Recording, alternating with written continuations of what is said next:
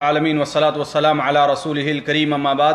آج بتاریخ 1 ستمبر سن 2020 گروپ سوال شیخ مقصود حفیظہ اللہ سے جوابات سیریز SSMS 425 نشر ہونے جا رہی. امید کے بغور سماعت فرمائیں گے. گروپ نمبر 9 کے سوالات شیخ محترم. پہلا سوال ہے، ساتھی پوچھتے ہیں کہ شیخ محترم کیا میں اپنے بچے کو بیٹے کو یعنی جاب یا نیشنلٹی کے لیے یورپ کے کینیڈا وغیرہ کے ممالک کو بھیج سکتا ہوں یا نہیں بھیج سکتا؟ بسم اللہ الرحمن الرحیم. الحمدللہ رب العالمین وصلی اللہ علی نبینا محمد وعلی آلہ واصحابہ اجمعین. دیکھیے، جہاں تک علماء کا متفقہ طور پر فتویٰ ہے کہ ان ملکوں کی نیشنلٹی لینا اور وہاں جانا یہ جائز نہیں ہے، اس لیے کہ نیشنلٹی کے بہت سے پھر لوازمات انسان کے اوپر ہوتے ہیں، اور ویسے بھی ایک مسلم ملک کو چھوڑ کر جانا یا ایسے ملک کو جہاں اسلام ظاہر ہے یا ایسے ملک کو جہاں پر اسلام پر عمل کرنے کے لیے آپ کو اور آپ کے بچوں کو کوئی پریشانی نہیں ہے، رکاوٹ نہیں ہے، ایسے ملک کو چھوڑ کر کے ایسے ملک میں جانا جہاں پر شعائر کفر ظاہر ہوں، جہاں پر شعائر کفر ظاہر ہوں، یہ قطعاً جانا جائز نہیں ہے، ناجائز اور حرام ہے. بلکہ اگر علماء عقیدہ کی طرف رخ کیا جائے تو اسے بہت سے علماء نے کفر تک قرار دیا ہے. تو روزی روٹی کے لیے تو جایا جا سکتا ہے. دوسری بات سنیے، جلدی نہ کیجیے. جہاں تک روزی روٹی کا معاملہ ہے اس کے لیے بھی کچھ شروط ہیں. پہلی شرط یہ ہے کہ اسے جس ماحول میں رہ رہا ہے وہاں کا عام جو طبقہ ہے اس کے مطابق اس کو وہاں روزی روٹی نہیں مل رہی ہے نا، ایک چیز. دوسری چیز یہ ہے کہ وہ اسے اپنے اوپر اعتماد ہو کہ ہاں اپنے دین اپنے اخلاق کی حفاظت کر لے گا، اس کے پاس اتنا علم ہو کہ جو شبہات پیش کیے جاتے ہیں ان کو وہ دور کر دے. اگر یہ دو چیزیں ہیں تو ٹھیک، جا سکتا، نہیں تو نہیں. اچھا، اگر دو ملکوں میں ایک مسلم ملک ہے اور ایک باہر کا غیر مسلم ملک ہے، اگر دونوں میں اگر اس کو اختیار ہو تو اگر وہ غیر مسلم ملک کو اختیار کرتا ہے تو گنہگار ہوگا؟ بالکل گنہگار کیا، بسا اوقات کفر تک پہنچ جائے گا معاملہ، کہ کہیں کافر نہ ہو جائے. اس میں فرق کیا ہے؟ عجیب، کیا فرق ہے؟ ایک ایسا مسلم ملک ہمارے سامنے موجود ہے جہاں پر ہر وہ چیز ہوتی ہے جو یورپ میں. بھائی ہر چیز ہونا الگ ہے، لیکن یہاں پر رہ کر کے اولاً تو مساجد ہے، یہ ہے، ہر چیز شعائر اسلام یہاں پر ظاہر ہے. یہاں پر بہت امکان ہے کہ حالات جلدی بدل سکتے ہیں، لیکن وہاں پر شعائر کفر ظاہر ہیں، ہر چیز ہے. آپ کو بسا اوقات جو ہے خود اپنے بچے کی اسلامی تربیت کرنے کا حق حاصل نہیں ہے. آپ اپنے بچے کو کسی برائی پر آپ روک نہیں سکتے. ایسے بھی آئے ہیں یہاں کے، مجھ سے لوگوں نے بیان کیا اپنے چچا کا واقعہ کہ لڑکی ان کی کتنا 12 یا 13 سال کی ہے، وہ ایک بار اپنے گھر آئی انہی ملکوں میں اپنے کسی دوست فرینڈ کے ساتھ. باپ کو غصہ آیا، ایک تھپڑ مار دیا. آدھے گھنٹے میں گزرے، باپ کے ہاتھوں میں اتنی لمبی داڑھی ہٹ کرنے لگی ہوئی، جا رہا ہے جیل کے اندر جا رہا ہے. آپ کہنے کوئی فرق ہی نہیں. تو ایسا تو یہ فرق نہیں بعض مسلم ممالک میں بھی، کسی مسلم ممالک میں نہیں ہے، یہ کسی میں نہیں ہے. کس میں بتائیے آپ؟ سعودیہ میں ہے؟ پاکستان میں ہے؟ آپ کے ہندوستان کے اندر نہیں، جہاں پر کفار کی اکثریت ہے وہاں پر نہیں ہے. ہے کہ نہیں ہے؟ کہ ہے وہاں پر بھی؟ نہیں، آزادی تو آج کل یہ نعرہ دیا جا رہا ہے. بھائی نعرہ دینا الگ بات ہے، لیکن ابھی بھی اکثریت جو ہے اس کی مخالفت کر رہی ہے. وہ چند فیصد ہیں جن کو ابھارا جا رہا ہے، چڑھایا جا رہا ہے مغرب سے، یورپ سے، کہیں سے، اور وہ اٹھے ہوئے ہیں. بس ان کی اکثریت نہ کہیے آپ. وہ آٹے میں، دال میں نمک کے برابر بھی نہیں ہوں گے جو اس کو پسند کرتے ہیں. اور میں جانتا ہوں بسا اوقات بعض فاجر سے فاجر عورتیں، بعض عورتیں کہتی ہیں کہ میں پردہ نہیں کرتی، میں ہوں، لیکن یہ جو ہمارے سامنے پیش کیا جا رہا ہے کہ ہمارے اخلاق ہو رہا ہے، ہم اس کو قطعاً پسند نہیں کرتے. جی چلیے آگے. اصل مسئلہ ہے ناجائز ہے. جی چلیے. جی اگلا سوال ہے، ساتھی پوچھتے ہیں کہ شیخ محترم یعنی ہمارے سسرال والوں میں جب بھی وہاں پر کوئی لڑکی پیدا ہوتی تو وہ انتقال کر جاتی. سبحان اللہ. تو انہوں نے تیسری میرے خیال سے کوئی لڑکی پیدا ہوئی تو کسی نے مشورہ دیا کسی اور کو یہ گود دے دیں، کسی کو گود دے دیں، کچھ 50 پیسے 1 روپیہ ان سے لے لیں تو بچی بچے گی. اس طریقے سے وہ بچی بچی ہے. اور میرے خیال سے اب اس لڑکی کی شادی بھی ہو گئی ہے. تو اس سارے معاملے میں اب کیا ان کے لیے ہوگا؟ علی کل حال توبہ صادقہ کریں، ہم سے غلطی ہو گئی، اپنی بچی کو ان کی طرف منسوب ہو، ہے کہ نہیں؟ جو کچھ ہوا سو ہوا، اگر جہالت اسی بنیاد پر تو اس کے لیے توبہ جی ضروری ہے. جی. اگلا سوال ہے، ساتھی پوچھتے ہیں کہ کیا قرآن شریف کو تفسیر کے اس کے شان نزول کے حساب سے پڑھنا ناپسندہ کاموں میں شمار کیا جائے گا؟ میں یہ سمجھ نہیں سکا شان نزول کیا ہے. مجھے لگ رہا ہے کہ وہ ترتیب نزول کہنا چاہتے ہیں، وہ شان نزول کہہ چکے ہیں. جی جی، ترتیب نزول وہی ہے. شان نزول تو کوئی بات نہیں. ترتیب نزول کیا، دیکھیے یہ چیز بھی قطعاً ناپسندہ بلکہ ایک بدعت ہوگی. ترتیب نزول کے لحاظ سے پڑھنا یہ کیا بدعت کیوں؟ اولاً تو اس کی معرفت مشکل ہے، مشکل ترین کام ہے کہ کون سورت کس سورت سے پہلے نازل ہوئی، کس سورت کے بعد نازل ہوئی. اور جو کچھ ترتیب کتابوں کے اندر آئی ہے وہ یقینی نہیں ہے کسی سے. ایک چیز. دوسری چیز، اگر یہ سورتوں کے بارے میں معلوم کر لیا لیکن آیتوں کے بارے میں کیا کریں گے آپ؟ آیتوں کی ترتیب کے بارے میں کیا کریں گے؟ اس کو ایسے معلوم کیسے پڑھیں گے آپ آیتوں کی؟ ہے کہ نہیں ہے؟ جی. ایک چیز. دوسری چیز یہ ہے کہ اللہ کے رسول صلی اللہ علیہ وسلم کی جو تلاوت رہی ہے آپ دیکھیں اسی ترتیب سے رہی ہے، آپ اسی ترتیب سے رہی ہے، اور اسی کو عہد صدیقی نے قبول کیا ہے، اور اسی کے اوپر آج تک عمل چلا آ رہا ہے. اسی کے اوپر آج تک عمل چلا آ رہا ہے. اور اگر جو ہے دوسری طرف جائیں کہ ہاں بھائی علماء کہتے ہیں کہ سورتوں کی ترتیب یہ توقیفی نہیں ہے، یہ صحابہ کے اجتہاد سے ہے، تو ٹھیک ہے، لیکن اکثر علماء یہی کہتے ہیں توقیفی ہے، اگر نہ بھی ہو تو صحابہ نے کسی اجتہاد کو قبول کر کے اگر یہ بات ترتیب دے دی ہے تو کیا ہمارے لیے قابل قبول نہیں آتے جسے علماء نے قبول کر لیا؟ اور آخری بات سب سے یہ ہے کہ یہ قرآن کے تقدس کو پامال کرنے والی بات ہوگی، ہے نا؟ قرآن کا جو ایک احترام ہے قرآن کا، ہے کہ نہیں؟ اس لیے کہ ہر آدمی کا علم، ہر آدمی کی سمجھ اتنی نہیں ہوتی ہے. کل جو ہے قرآن کو دوسرا آدمی اور کسی ترتیب سے دینا شروع کرے، قرآن کیا ہے بادشاہ اطفال بن جائے گا. پھر قرآن کے بعد لوگ کیا آئیں گے؟ آیات کی طرف آئیں گے، آیات کو بھی ترتیب کو الٹ پلٹ کرنا. اس لیے قرآن کی کوئی اہمیت باقی. اس لیے حقیقت یہ ہے کہ یہ چیز جائز نہیں ہے. جی جی. اگلا سوال ہے ساتھی، لیکن یہاں پر ایک بات کہہ دوں، یہ میں کہہ رہا ہوں قرآن کی تفسیر کے لحاظ سے یہ اس سے الگ مسئلہ ہے کہ نماز میں اسی ترتیب سے پڑھا جائے کہ اور ترتیب سے پڑھا جائے، وہ الگ مسئلہ ہے ترتیب تو یہی. لیکن اگر کوئی آدمی بغیر کسی وجہ سے بھول کر کے اگر ترتیب ہو گئی تو ہم یہ نہیں کہ اس نے ناجائز کیا ہے کہ نہیں؟ تو دونوں الگ الگ مسئلے ہیں، یہ الگ ہے اور وہ الگ ہے. جی. اگلا سوال ہے ساتھی پوچھتے ہیں کہ اگر شلوار وغیرہ ٹخنے سے، پینٹ وغیرہ اگر ٹخنے سے نیچے رکھیں، اگر تکبر اور غرور نہ ہو دل میں، تو کیا یہ چیز جائز ہوگی یا نہیں ہوگی؟ اس سلسلے میں میں جو ہے سنن ابو داؤد، سنن نسائی، مسند احمد وغیرہ کی صرف ایک حدیث آپ لوگوں کے سامنے رکھ دے رہا ہوں، بس فیصلہ کر لیں. علی ابن عبد الرحمن ایک بڑے مشہور تابعی ہیں، وہ اپنے باپ عبد الرحمن سے روایت کرتے ہیں کہ انہوں نے کہا کہ میں نے حضرت ابو سعید خدری سے پوچھا ازار کے بارے میں، مرد کے ازار کے بارے میں، یعنی مرد کا ازار کیسے ہونا چاہیے پہننے کے. تو حضرت ابو سعید خدری نے فرمایا کہ میں کچھ نہیں کہتا، میں تمہارے سامنے، تم صحیح آدمی کے پاس یہ سوال کر رہے ہو، میں کچھ نہیں کہتا، میں اللہ کے رسول کی ایک حدیث تمہارے سامنے رکھ دیتا ہوں بس.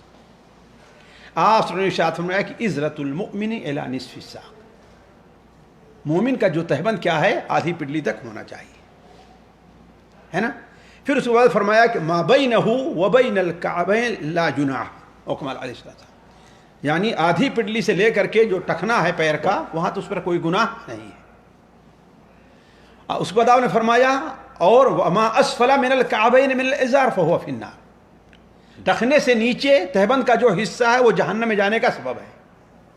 پھر آپ نے فرمایا ومن جرّا، جو شخص اپنے تہبند کو گھمنڈ سے گھسیٹتا ہے، بطرن لا ينظر اللہ الیہ یوم القیامہ، اللہ اس طرف قیامت دن دیکھے گا بھی نہیں. تو گویا اللہ کے رسول صلی اللہ علیہ وسلم نے اس میں 4 درجات بیان فرمائے ہیں. کس کے؟ ازار، اسی پہ شلوار ہے، تہبند ہے، جو کچھ بھی ہے آج کل جو ثوب یہاں پر ہے، وہ ساری چیزیں کیا اسی میں داخل ہیں۔ سنت کا طریقہ کیا ہے، افضل کیا ہے کہ آدھی پنڈلی تک رکھا جائے، اور اگر کوئی ٹخنے تک رکھتا ہے جیسے پیر کے ہے نا تو کیا ہے اس کے اوپر تو کوئی حرجہ اس میں نہیں ہے، البتہ اس کے نیچے آتا ہے تو کیا ہے وہ جہنم میں جانے کا سبب ہے۔ یہ تیسرا مرحلہ ہوا۔ اور اگر کوئی گھمنڈ سے گویا کہ بغیر تکبر کے بھی اگر کوئی کرتا ہے تو فرق کیا نا آپ صلی اللہ علیہ وسلم نے، آپ کا کلام عام آدمی کا کلام نہیں ہے، ہر کلام سے مسئلے ثابت ہوتے ہیں، تو آپ نے کیا بیان فرمایا، جو ٹخنے سے نیچے ہے وہ کیا ہے جہنم میں جانے کا سبب ہے نا، اور جو شخص اپنے کپڑے کو تکبر سے گھسیٹتا ہے اللہ اس طرف قیامت دن دیکھے گا بھی نہیں، دونوں میں فرق ہے گویا۔ تو گویا مجرد چاہے گھمنڈ سے ہے یا بغیر گھمنڈ کے ہے، تہبند ہے، شلوار ہے، پائجامہ ہے، کوئی بھی چیز ہے ٹخنے سے نیچے جو ہے وہ ناجائز اور حرام و جہنم میں جانے کا سبب ہے۔ البتہ کوئی گھمنڈ سے گھسیٹتا ہے تو اس پر بڑی وعید کیا ہے، لا ينظر اللہ الیہ یوم القیامہ، اللہ اس کی طرف قیامت دن دیکھے گا بھی نہیں، اور بعض روایتوں میں ہے کہ نہ دیکھے گا، نہ اس کو پاک کرے گا، ہے کہ نہیں ہے، نہ اس سے بات کرے گا، اور اس کے لیے دردناک عذاب ہے۔ جی جی، نماز سے اس کا کیا تعلق ہے؟ کوئی تعلق ہے نماز سے اس کا؟ لوگ نماز کے وقت اسپیشلی اس کو اوپر کرنا شروع کر دیتے ہیں۔ یہ تو اللہ تعالیٰ کو دھوکہ دینا ہے گویا کہ جیسے آپ کے پیچھے کوئی آدمی آپ کو گالی دیتا ہے، سامنے آج بالکل ادب سے کھڑا ہو جا رہا ہے، کچھ فائدہ ہے اس کا یا الٹا نقصان ہے؟ اللہ جانے، اللہ ان کا رب جانے، ان کی نیت جانے، کم از کم سامنے تو شرمندہ ہوتا ہے، اس کا فائدہ ہوگا تھوڑا؟ نقصان جو ہے اللہ جانے، کہہ دیا نا اللہ جانے۔ جی علی کل حال اس سلسلے میں کوئی صحیح حدیث نہیں۔ سنن ابو داؤد میں جو حدیث ہے کہ اللہ کے رسول اس کو 3 بار واپس کیا، اس پر اہل علم کا کلام ہے، اس پر اہل علم کا کلام ہے۔ البتہ حضرت عبداللہ ابن مسعود رضی اللہ تعالیٰ عنہ کا قول سنن ابو داؤد میں بسند صحیح ہے کہ لیس فی حل ولا حرام، اللہ تعالیٰ کی طرف سے نہ کسی حرام میں ہے نہ حلال میں ہے، وہ نماز پڑھتا ہے ایسے۔ جی وہاں پر عشاء وغیرہ کا کیا حکم ہوگا شیخ؟ ہر چیز ابھی یہ جو انسان کے وہ اس کا بھی ضروری ہے؟ وہ بھی کوئی بھی چیز ہے جو پیر تک پہنچتی ہے، یہاں سے پہنی جائے، یہاں سے پہنی جائے، وہ ہر ایک کو حکم سے حکم ہے۔ جی یہاں تو کئی بڑے بڑے مشائخ کے دیکھا جاتا ہے۔ یہ شریعت جو ہے مشائخ کی نہیں ہے، مشائخ کو شریعت کے تابع کیا گیا ہے، نہیں تابع ہوتے ہیں تو ان کی غلطی ہے، یعنی وہ بھی لٹکانا وہ بھی اسی میں آتا ہے؟ بالکل اسی میں آتا ہے اگر ٹکنے سے نیچے ہے۔ بعض علماء کہتے ہیں کہ جو اوپر سے بالکل غلط ہے، یہ چادر جو ڈالی جاتی ہے بالکل غلط ہے، بالکل غلط، کوئی عالم نہیں کہتا، عالم جو بنے ہوئے ہیں وہ کہتے ہوں گے لیکن کوئی عالم نہیں کہتا۔ جی وہ بھی اسی حکم میں آئے گی اور اس کو بھی اونچا ہی کرنا پڑے جی گا۔ جی اس کو بھی اونچا رکھنا چاہیے۔ جی جی اگلا سوال ہے، ساتھی پوچھتے ہیں کہ شیخ محترم آج ظہر کی نماز میں دوسری رکعت میں شامل ہوا، امام نے 5 رکعت پڑھا دیے، یعنی اس کے بعد انہوں نے سجدہ سہو کیا، میرے تو 4 رکعت ہوئے کیونکہ میں نے دوسری رکعت میں شامل ہوا تھا، کیا میں امام کے ساتھ سلام پھیر سکتا ہوں یا 1 رکعت پڑھ کر سلام پھیرنا میرے لیے ضروری ہے؟ بھائی دیکھیے اس سلسلے میں اہل علم کے فتوے مختلف ہیں۔ شیخ ابن باز کا فتویٰ ہے کہ اس زائد کا کوئی شمار نہیں ہے نا، یعنی آپ کی اگر چھوٹ گئی ہے تو آپ کو پڑھنی پڑے گی۔ ایک قیاس یہ بھی کہتا ہے، دوسرا قیاس یہ کہتا ہے، دوسرا فتویٰ شیخ علامہ البانی کا ہے، وہ یہ ہے کہ کیونکہ اس نے پڑھی ہے اس کا اعتبار کیا جائے گا۔ تو اہل علم کا فتویٰ اس سلسلے میں مختلف ہے۔ جی آپ کیا کہتے ہیں؟ میں کیا ہوں، میں تو اہل علم کی بات نقل کرتا ہوں، نقل کر دیا ہم نے۔ ہمیں کیا کرنا چاہیے؟ بھائی میں تو دہراتا ہوں اس لیے کہ وہ اصل میں ہے، وہ قلع عدم کے حکم میں ہے، مجھے احتیاط کا پہلو اسی میں نظر آتا ہے۔ نہیں ہمارے تو 4 ہو گئے نا شیخ، تو اس کا ہم امام کے یعنی تابع ہیں، تو غلطی کو امام کی غلطی ہاں کو تو دہرانا امام تو- کے تابع ہم ہیں نا، جی۔ امام کے تابع ہیں، اس لیے ہماری بھی وہ نہیں ہو، اور اگر آپ اس پر مطمئن ہیں تو ٹھیک ہے، آپ کی شمار کر لیجیے، اللہ تعالیٰ نہیں کو آپ کر- کیوں مطمئن ہیں؟ بھائی نہیں ذرا بھی دل مطمئن ہے، اسی لیے نا کہ وہ زائد ایک چیز ہے۔ جی بس اوقات امام کی زائد چیز کا کوئی اعتبار نہیں ہوتا، مقتدی کے اوپر بھی۔ جی یعنی وہی، یعنی آپ نہیں پڑھتے ہیں مثال کے طور پہ، دہراتے نہیں ہیں؟ جی نہیں دہراتا، نہیں میں دہراتا ہوں، اس کا میں اعتبار نہیں کرتا، کس کا مجھے اعتبار نہیں کرتے ہیں؟ اسی جو زائد نماز ہو اس کا کوئی اعتبار نہیں ہے۔ شیخ ابن باز کے فتوے پر میرا دل مطمئن ہے۔ جی اچھا، یعنی اس کی امام صاحب کی ایک رکعت زائد نہیں ہوئی اس لیے ہماری بھی نہیں ہوئی. جی جی جی یہ فارمولہ آتا جی ہے یہاں پر. جی. ہم امام کے تابع ہیں. جی. لیکن ایک دوسرا جو قول ہے اس کو بھی ایک قوت حاصل ہے، اس کو بھی ایک قوت حاصل ہے کہ جب اس نے پڑھا ہے نا، اور اس سے اس حدیث سے استدلال کیا جا سکتا ہے تمہارے لیے امام ہے، اگر غلطی کریں تو ان کی ہے، اور اگر صحیح پر ہیں تو تمہارے لیے بھی ہے اور ان کے لیے بھی ہے، تو اس کو بھی ایک قوت حاصل ہے کوئی عمل کر لیتا ہے تو. جی جی، اگلا سوال ہے، ساتھی پوچھتے ہیں کہ تمام کے تمام حدیث مجروح ہے. مجروح حدیث کسے کہتے ہیں؟ سند میں ارسال پایا جاتا ہے، اس کا کیا مطلب ہے؟ بھائی دیکھیے، مجروح اصل میں جرح سے ہے. جرح ہے روات کے اندر، حدیث کے جو راوی ہیں ان میں جو عیب پایا جا رہا ہے اس عیب کو کیا کیا جائے؟ واضح کیا جائے. تو جس حدیث کے اندر ایسے راوی ہوں گے جن پر جرح ہوگی، وہ حدیث کیا ہے؟ مجروح کہلائے گی. جی، ہے نا، اس کی سند مجروح کہلائے گی. اب یہ جرح دو قسم کی ہوتی ہے، اس کی بڑی تفصیل ہے. ایک تو یہ ہے کہ اس کے دیانت کے اوپر ہے، اور ایک تو ہے اس کے یادداشت اور اس کے اوپر ہے نا. یہ جرح جو ہے کبھی کیا ہے اس کے دیانت کے اوپر ہے، یعنی برا آدمی تھا، جھوٹ بولتا تھا، یہ ہے اس کا اعتبار ہے نا. اور دوسری ہوتی ہے کہ نہیں، نیک اور صالح آدمی تھا لیکن کیا ہے یہ بھول جایا کرتا تھا، ضبط نہیں رکھتا تھا، کوئی آدمی کوئی بتاتے اس کو قبول سیدھا تھا، قبول کر لیتا تھا، ہے نا.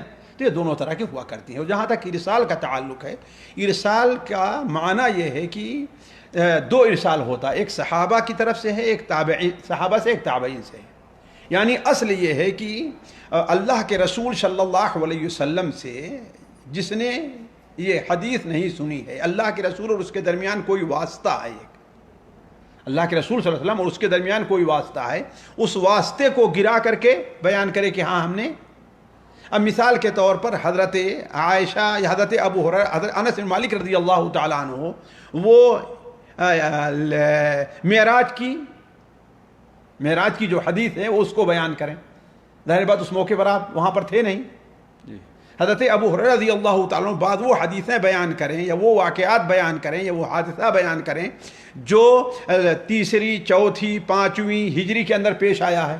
کیوں؟ اس لیے کہ وہ مسلمان کب ہوئے ہیں؟ 7ویں ہجری مسلمان ہو کر کے آئے ہیں، ہے کہ نہیں. تو یہ مرسل ہے، اسے مرسل صحابہ کہتے ہیں، اور یہ علماء کے نزدیک قبول ہے، علماء کے نزدیک قبول ہے. دوسرے یہ ہے کہ تابعی ارسال کرے، یعنی تابعی نے جس سے حدیث سنی ہے وہ اس کو بیان نہ کرے، صحابی کا نام نہ لے. یہ کیوں نہیں قبول ہے؟ اس لیے کہ تابعی ہمیشہ صحابی ہی سے روایت نہیں کرتا ہے. بسا اوقات ایک تابعی دوسرے تابعی سے، دیکھیں گے بس تین تابعی ایک سند کے اندر پائے جاتے ہیں، ہے نا. تو چونکہ یہ معلوم نہیں ہے اس لیے اسے قبول نہیں کیا جائے گا، ضعیف کے حکم میں. الا یہ کہ صحابہ کی مرسل حدیثوں کو لوگ قوی قرار دیتے ہیں، اور بعض تابعین کی مرسل حدیثوں کو قوی اور بعض کو بالکل ہی ہوا کے معنی، جیسے امام زہری کی مراسیل کا کوئی اعتبار نہیں کرتے ہیں، لیکن امام سعید بن مسیب کے مراسیل کا ایک اعتبار کیا جاتا ہے. لیکن اصل یہ ہے کہ وہ حدیث ضعیف ہے. جی، اگلا سوال ہے، ایک طویل سوال ہے، ایک ہمارے ساتھی نے بھیجا ہے. ان کا یہ کہنا ہے کہ شیخ محترم، میں بہت یعنی ہمیشہ دعا وغیرہ کرتے رہتا ہوں، لیکن میری دعائیں قبول نہیں ہوتی ہیں، اور نہ ہی اس کی وجہ سے میرے ایمان میں طاقت پہنچتی ہے. انہوں نے مثال بھی دی ہے کہ حضرت ابراہیم علیہ السلام کی، جبکہ وہ نیک تھے، نبی تھے، سب تھے، فرشتوں کو انہوں نے دیکھا تھا، سب کچھ تھا، لیکن اللہ رب العالمین نے ان کی خواہش پوری کر دی، یعنی پرندوں کا جو واقعہ پیش کیا ہے. تو اللہ رب العالمین کیا ہمارے لیے جب ہم دعا کرتے ہیں تو ہماری ایک بھی دعا کیوں نہیں قبول کرتے ہیں؟ بھائی دیکھیے، مجھے لگ رہا ہے کہ یہ بھائی کچھ وہم کے اندر مبتلا ہیں. حضرت ابراہیم علیہ السلام بیٹے کے لیے دعا کرتے رہے، کتنے دنوں کے بعد جا قبول ہوئی؟ 80 سال کے بعد جا کے قبول ہوئی. تو کہاں یہ ہے کہ، اور حضرت ابراہیم علیہ السلام نے وہ دعا تھوڑی کی تھی، اللہ تعالیٰ سے مجھے وہ ایک پیش عرض کی تھی، لیکن اللہ تعالیٰ مجھے کیسے مردوں وہ تو دکھا دے، ہے نا. اسے دعا نہیں کہیں گے، اسے کیا ہے، گویا کہ ایک اللہ تعالیٰ سے ایک مطالبہ، ایک عرض ہے، گزارش کی ہے کہ نہیں ہے. اور صرف یہ ہے کہ یہ نہیں کہا انہیں کوئی شبہ ہے. تو آپ اللہ تبارک و تعالیٰ سے دعا کرتے رہیے. دعا کا پورا ہونا کب ہے یہ مسئلہ اللہ تبارک و تعالیٰ جانتا ہے. اور آپ اس طرف بھی دیکھیں کہ آخر جو دعائیں قبول نہیں ہوتی ہیں، جو رکاوٹ چیزیں بنتی ہیں، جو رکاوٹ بنتی ہیں، ان سے آپ کی دعا پاک ہے کہ نہیں پاک؟ مثال کے طور پر ظاہر بات ہے کہ اللہ تبارک و تعالی ایسی دعا نہیں قبول کرتا، یعنی جو اصل یہ ہے کہ نہیں قبول کرتا، لیکن اگر قبول کرے تو اس کی شان ربوبیت ہے کہ جس کے مال میں جو ہے حرام کا شائبہ پایا جائے، ہے کہ نہیں؟ جی کہیں ایسا تو نہیں ہے کہ آپ جو ہے صلہ رحمی کے اندر کہیں آپ سے کوتاہی تو نہیں ہو رہی ہے، یعنی اور بہت سی چیزیں ہیں، کہیں آپ سے امر بالمعروف نہی المنکر میں تو کوتاہی نہیں ہو رہی ہے. یہ ساری چیزیں ہیں، آپ ان کو بھی مراجعہ کیجئے اور دیکھیے کہ اہل علم نے جو رکھا ہے کہ دعا کی قبولیت ممانعت کون کون سی معنی ہوتی ہیں، ان کو بھی سامنے رکھیے، ہے نا. اور کچھ بھی ہو، آپ کو اللہ کے رسول صلی اللہ علیہ وسلم کی اس حدیث پر یقین رہنا چاہیے کہ اللہ تبارک و تعالیٰ کسی مومن کی دعا کو رد نہیں کرتا، البتہ اس کی قبولیت کے مختلف ذرائع اور انداز ہوا کرتے ہیں. جی اگلا سوال کو سوالات خواتین گروپ سے شامل کیے جاتے ہیں. پہلا سوال ہے، بہن پوچھتی ہیں، انہوں نے ایک پوسٹ بھیجی ہے، بچوں کو نماز کا عادی بنانے کی عمر. نبی کریم صلی اللہ علیہ وسلم نے فرمایا بچے 7 سال کے ہو جائیں تو انہیں نماز پڑھنے کا حکم دو. یہ حدیث یہاں پر پیش کی گئی ہے. یہ بہن پوچھتی ہیں کہ یہاں پر ہمارے اسکول میں 12 سال کی بتایا جاتا ہے کہ 12 سال کے بعد، تو دونوں میں کیا فرق پایا جاتا ہے؟ بالکل غلط ہے، جس نے بتایا ہے 12 سال غلط بتایا ہے. یہ ہو سکتا ہے بتایا ہو کہ 12 سال کے اوپر بچے پر نماز واجب ہوتی ہو سکتا ہے. جی وہ سمجھتا ہو کہ 12 سال میں بالغ ہو جاتے ہیں، ہے نا، یا بلوغت کے بالکل قریب ہیں، ہے کہ نہیں ہے، تو واجب ہوتی ہے. ورنہ نماز پڑھنے کا جہاں تک تعلق ہے، سنن ابو داؤد میں حضرت عبداللہ ابن عمر کی روایت ہے کہ نہیں ہے کہ آپ صلی اللہ علیہ وسلم 7 سال کا ہو جائے تو نماز کا حکم دینے کا حکم دیا آپ نے، اور 10 سال کے اوپر اس پر سرزنش کرنے کا بھی آپ نے حکم دیا ہے. جی اگلا سوال ہے، بہن پوچھتی ہیں کہ شیخ محترم میں رمضان میں زکوٰۃ نکالتی ہوں اور زکوٰۃ کچھ زیادہ ہوتی ہے، تو لہٰذا یہ بہن کیا کرتی ہیں کہ تھوڑا تھوڑا پیسہ انہوں نے ہر مہینہ نکالنا شروع کر دیا ہے. سوال یہ ہے کہ جو ہر مہینہ جو پیسہ جمع کر رہی ہیں، کیا اس پر بھی زکوٰۃ واجب ہوگی؟ بھائی دیکھیے، کیا اس پر سال گزر جائے گا؟ میں تو نہیں تک سال گزرے گا، اس پر سال گزرے گا ہی نہیں، ہے نا. جی اس پر کہاں سال گزرے گا؟ تو اس پر زکوٰۃ بھی نہیں ہے. اور یہ ہے کہ آپ اس کو کنارے کر دے رہی ہیں، ظاہر اس کے اوپر سال گزرنے والا نہیں ہے. لیکن اس سے بھی بہتر تو یہ ہے نا کہ آپ جو ہے ایسا کریں کہ اس کو غریبوں تک پہنچا بھی دیں نا. اس کو کوئی ضروری نہیں کہ زکوٰۃ ایک مشت ہی پوری دی جائے. زکوٰۃ کو اس کے وقت سے مؤخر کرنے کا مسئلہ ہے، لیکن اس سے مقدم کرنا تو جائز ہے. جی اگلا سوال ہے، بہن پوچھتی ہیں کہ شیخ محترم آپ نے SMS سیریز 422 میں بتایا تھا کہ سجدہ کیسے کریں.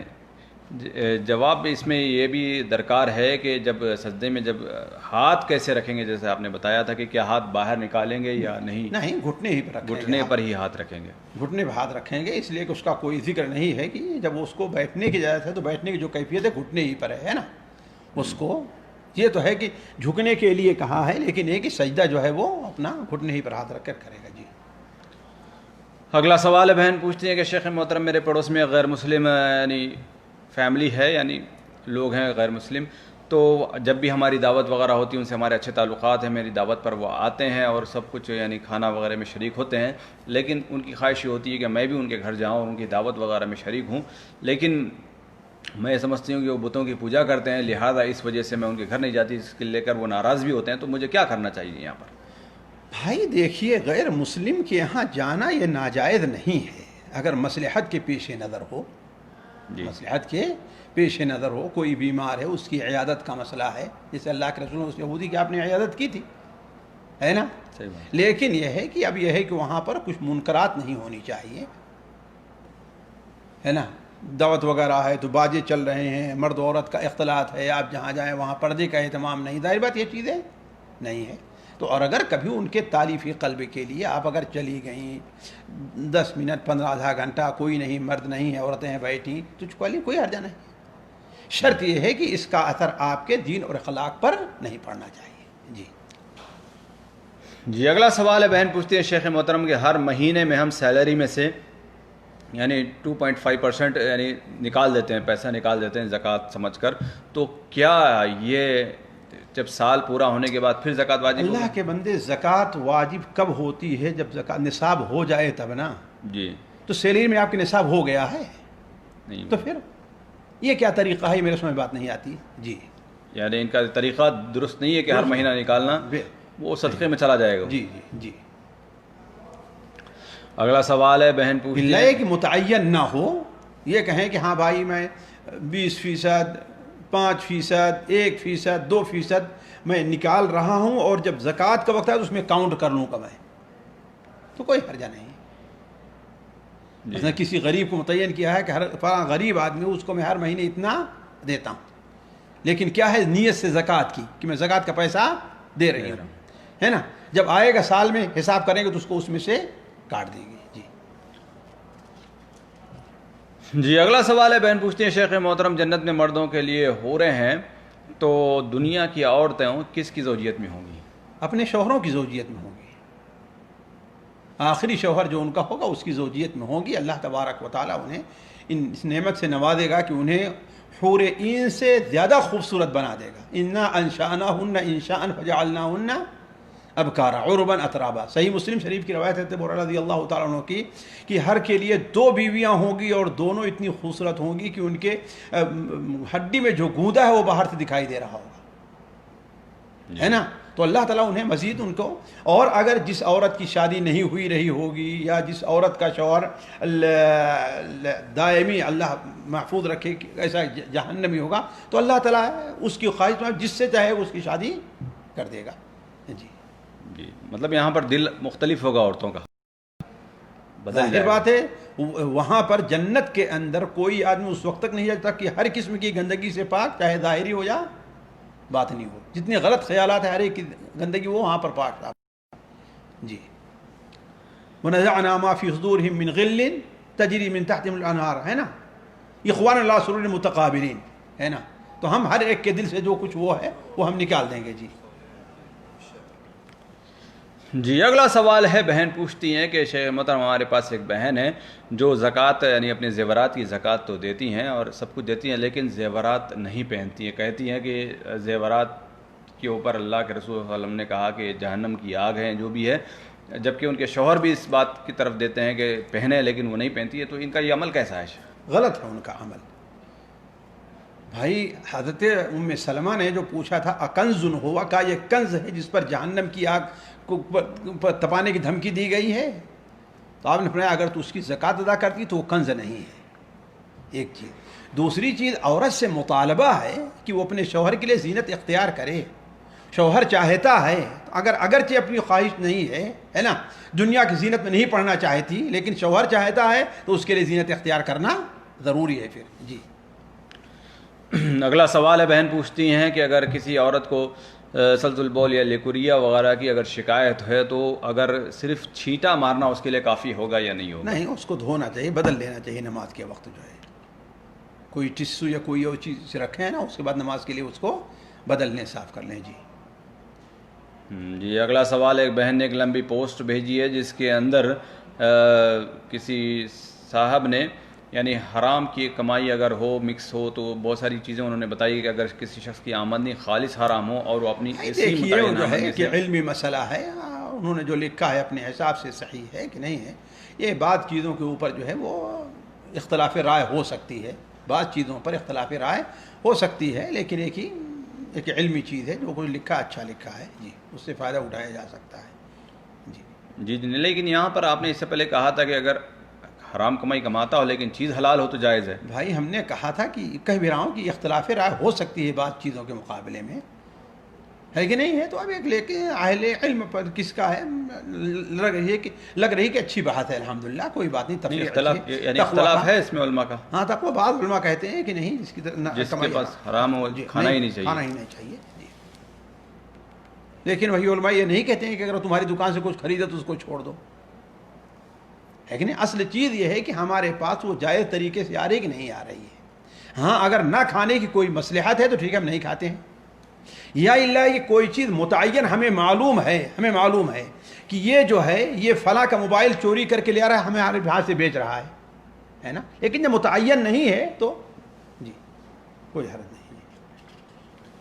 جی اگلا سوال ہے، بہن پوچھتی ہیں کہ شیخ محترم یعنی ہم نے یعنی بہن نے دکان پر جا کر لاک ڈاؤن سے پہلے ایک زیور خریدنے کا یعنی ڈیمانڈ کیا، ایک مطالبہ کیا وہاں پر تاکہ زیور صحیح سے بن جائے اور ڈیل کینسل نہ ہو جائے، اس لیے جس کو کہتے ہیں نا کہ ایڈوانس میں کچھ دیا جاتا ہے پیسہ، انہوں نے ایڈوانس میں اتنا پیسہ دے دیا، لیکن اس کے بعد یعنی جیولرس نے جو دکان والے نے اس نے تاریخ بھی دے دی کہ اس تاریخ پر آپ کو یہ چیز مل جائے گی، لیکن چونکہ لاک ڈاؤن ہوا جس کی وجہ سے 3-4 مہینے کی یہ چیز ڈیلے ہو گیا اس چیز کو لے کر۔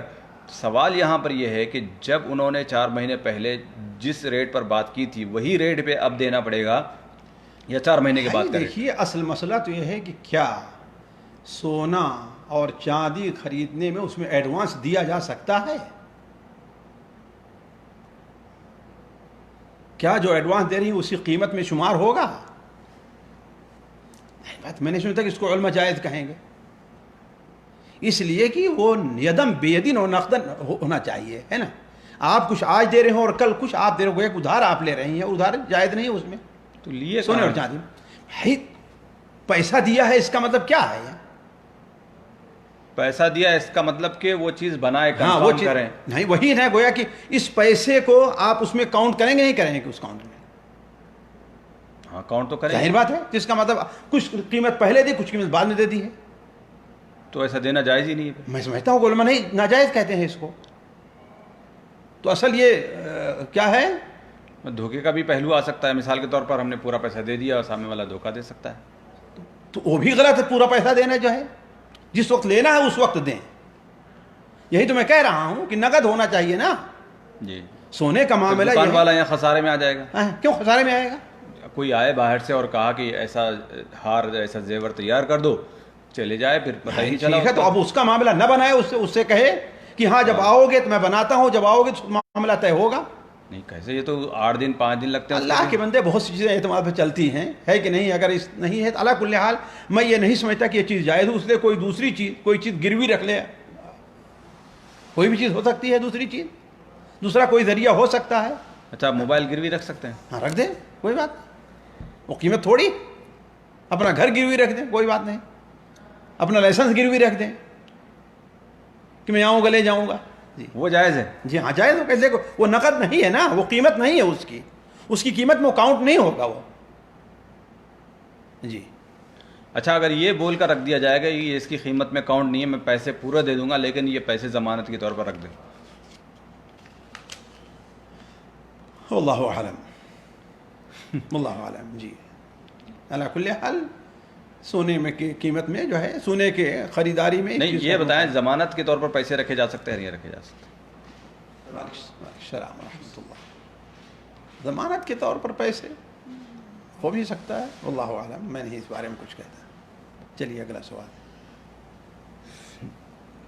جی اگلا سوال ہے، بہن پوچھتی ہیں کہ شیخ آج کل جیسے کہ جو اسٹوریز وغیرہ بنائی جاتی ہیں ان کے اگر نصاب میں شامل ہو تو ان کے پڑھنے کا حکم کیا ہے؟ یعنی جو بناوٹی اسٹوری وغیرہ رہتی ہیں، جو کہانیاں وغیرہ رہتی ہیں، نصاب میں ہے تو کوئی حرجہ نہیں، اس کو کوئی مثال دے کر کسی کو سمجھانا ہے اور سمجھنے والا بھی کر رہا ہے کہ ہاں بھائی ایک بناوٹی کہانی، تو کوئی حرجہ نہیں ہے۔ اگلا سوال ہے، بہن اسی میں کرتی ہیں کہ ایک خاتون ہے جو حدیث کا یعنی بچوں کو حدیث وغیرہ پڑھاتی ہیں، لیکن ہر حدیث کے ساتھ وہ ایسی ہی بناوٹی کہانیاں پیش کرتی ہیں، تو کیا جائز ہوگا یا نہیں؟ انشاءاللہ کوئی حرج نہیں، کوئی حرج نہیں سمجھانے کے لیے، کہ اس کی مثال ایسی ہے کہ ایک شخص تھا اس نے ایسا کیا، تو انشاءاللہ کوئی حرج نہیں ہے۔ جی اگلا سوال ہے، بہن پوچھتی ہیں کہ اگر کسی نے جھوٹ غیبت جیسے گناہوں سے توبہ کر لی ہو تو کیا اس کے لیے ضروری ہے کہ وہ جا کر جس سے غیبت کی اس سے معافی مانگے؟ بنا معافی کے بھی یہ چیز ممکن ہے یا نہیں ہے؟ آیا اس تک یہ خبر پہنچ چکی ہے کہ آپ نے اس کی غیبت کی ہے؟ اگر خبر پہنچ چکی ہے تو ہاں اس سے آپ معافی مانگیں، اور اگر خبر نہیں پہنچی ہے تو معافی مانگنا اس سے ضروری نہیں ہے، جی صرف توبہ کافی ہوگی، اس کے لیے استغفار کریں اتنا۔ اچھا جی